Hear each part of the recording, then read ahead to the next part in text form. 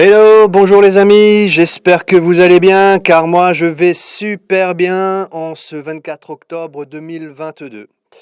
Bienvenue sur ma chaîne Permaccessible Répi, je suis Mathieu, permaculteur et électrocuteur basé en Alsace. Je vais vous parler aujourd'hui d'aggradation des supports de culture, c'est-à-dire de techniques pour améliorer la qualité de la terre de ces plates-bandes. D'abord, de manière générale, et puis en fin de vidéo, je vous montrerai comment je procède selon mon contexte sur l'une de mes plates-bandes de culture de plantes annuelles. Sans entrer dans les détails, car ce serait trop long à expliquer, des résultats d'expériences menées en physique quantique démontrent sans contestation possible que tout comme la vie est construite à partir des 4 bases chimiques qui composent notre ADN, l'univers semble fondé sur 4 caractéristiques qui le font fonctionner. Nous sommes en mesure d'utiliser ces 4 caractéristiques découvertes par la physique quantique, de les associer à notre vie afin de la faire évoluer positivement pour nous et autour de nous, d'une manière que nous ne soupçonnions pas, dès lors que nous prenons conscience et acceptons ces 4 découvertes fondamentales. Ces 4 découvertes sont qu'il existe un champ d'énergie qui unit toute la création, que ce champ joue un rôle de contenant, de pont et de miroir pour nos croyances intérieures, que ce champ n'est pas localisé et qu'il est holographique, c'est-à-dire que chacune de ces parties est connectée à toutes les autres et reflète l'ensemble sur une plus petite échelle, et qu'enfin, que nous communiquons avec ce champ par la langue de l'émotion. C'est donc notre aptitude à reconnaître et à appliquer ces réalités qui détermine le succès de nos guérisons, de nos relations et de nos actions. Finalement, notre vie n'est-elle pas peut-être directement liée à notre capacité et à notre volonté de partager des pratiques qui, issues d'une vision quantique et unifiée du monde, affirment la vie ? Nous sommes les gardiens de la terre et de la vie, un peu comme un parent conscient et responsable qui sait qu'il doit veiller sur sa famille pour la maintenir en harmonie, en équilibre et en bonne santé. Nous sommes censés créer l'abondance pour nous et pour l'ensemble des autres êtres de la chaîne dont nous faisons partie, grâce à notre capacité de conscience, de projection et de création.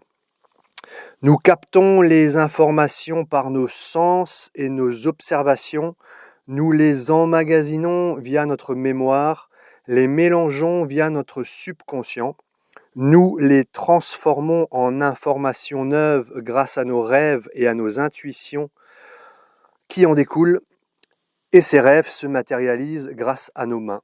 Ce phénomène de créativité est à la base de la création et de la complexification permanente dont nous faisons partie.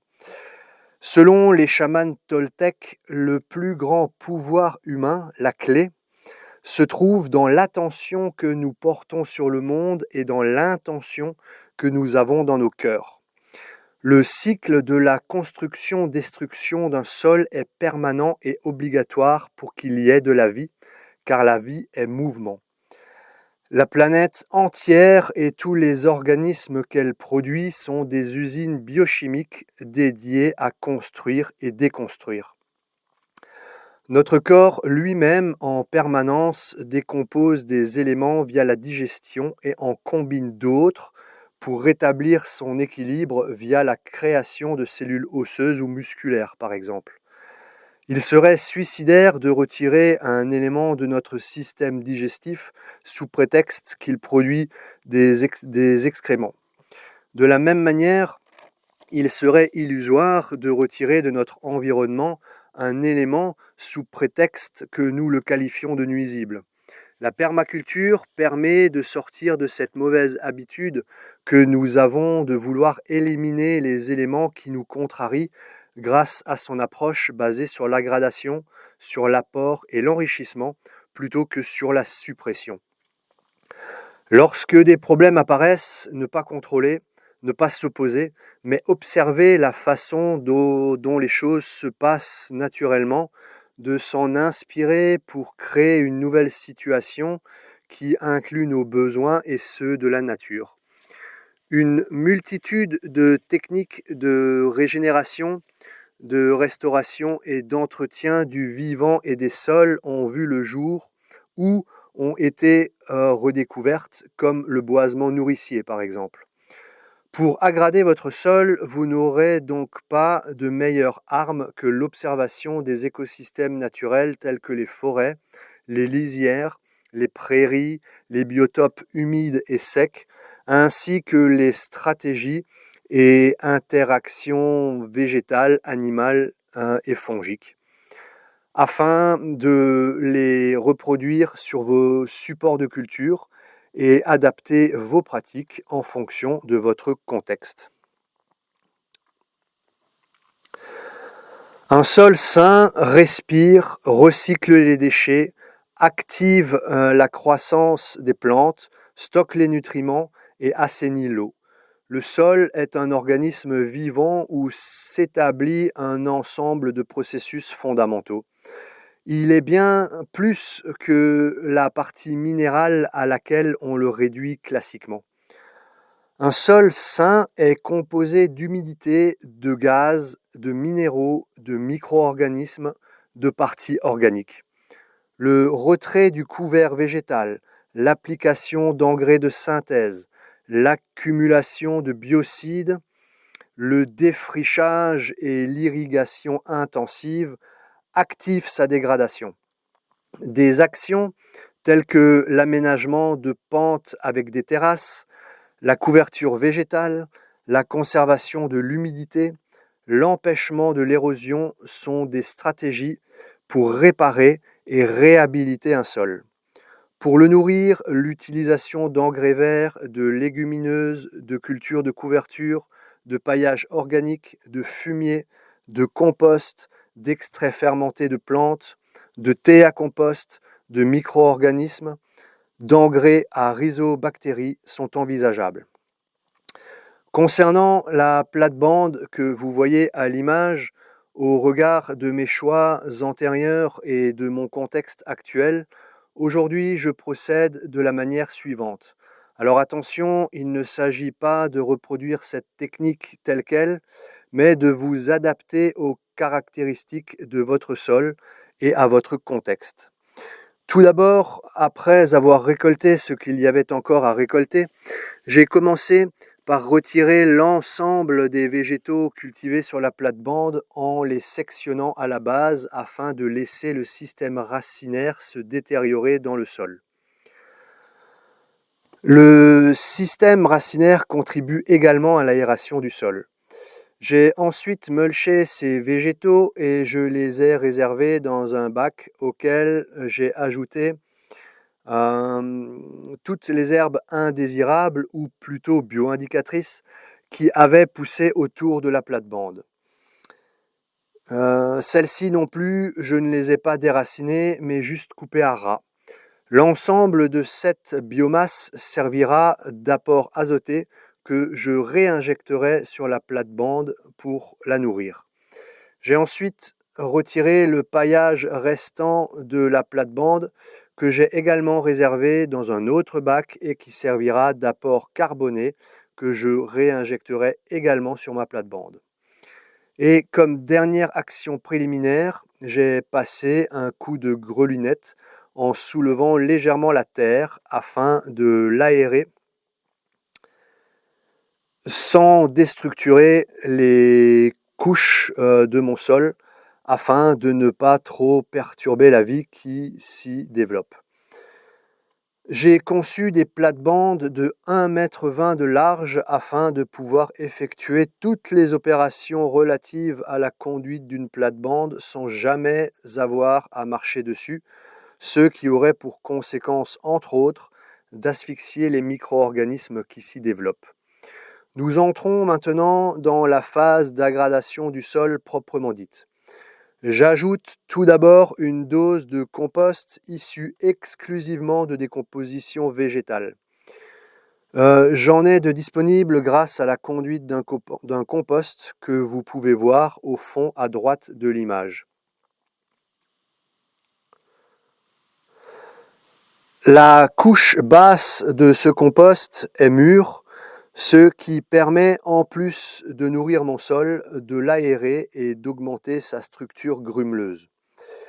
J'ajoute également une dose de basalte afin d'augmenter la conductivité électrique de mon support de culture.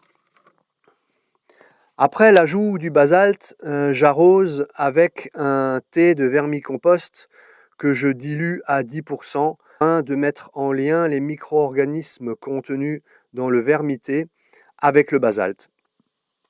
Car la conduction électrique favorise le développement des micro-organismes qui, à leur tour, vont permettre la mise à disposition des nutriments nécessaires à la croissance des plantes.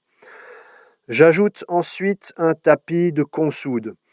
Je les ai introduites dans mon jardin en vue d'aggrader mon sol, car comme son nom l'indique, consoude, elle renforce la floraison, la fructification et la cuticule foliaire qui est une barrière mécanique. Elle apporte également des minéraux comme la potasse ou le bore, des oligo-éléments et des vitamines. Elle contribue à descendre le potentiel redox comme la désoxydation du sol et du système foliaire vers le domaine de santé nécessaire au bon développement d'une plante. La consoude est aussi un régénérateur de sol. Pour ma part, j'utilise une variété qui se nomme Bocking 14, qui a l'avantage de ne pas se reproduire à partir du moment où on ne sectionne pas ses racines. Je recouvre ensuite le tapis de consoude avec ma biomasse azotée que j'avais auparavant mulchée et réservée dans un bac. Enfin, je recouvre le tout avec une couche de matière carbonée. Pour cette plate-bande, j'ai réutilisé le reste de paillage que j'avais retiré avant d'effectuer le grelinage, auquel j'avais ajouté un reste de broyat de bois qu'il me restait d'une autre plate-bande. Et ceci car ce n'était pas suffisant, ma matière carbonée n'était pas suffisante. J'ai donc ajouté de la paille fraîche. Voilà, l'idéal étant d'utiliser ce que vous avez sous la main et de ne pas chercher d'intrants trop loin de chez vous. Voilà, et bien cette plate-bande est désormais prête pour passer l'hiver. Je la découvrirai au printemps pour effectuer mes premiers semis.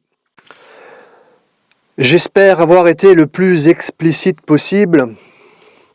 Je vous sollicite donc à mon tour.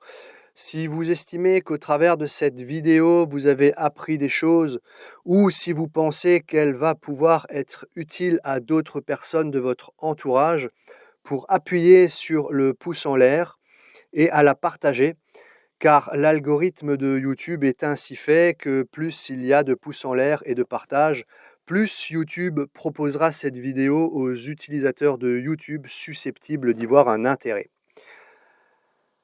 Alors c'est le moment du mini-coaching ou de la réponse à une question que vous êtes de plus en plus nombreux à me réclamer et à attendre.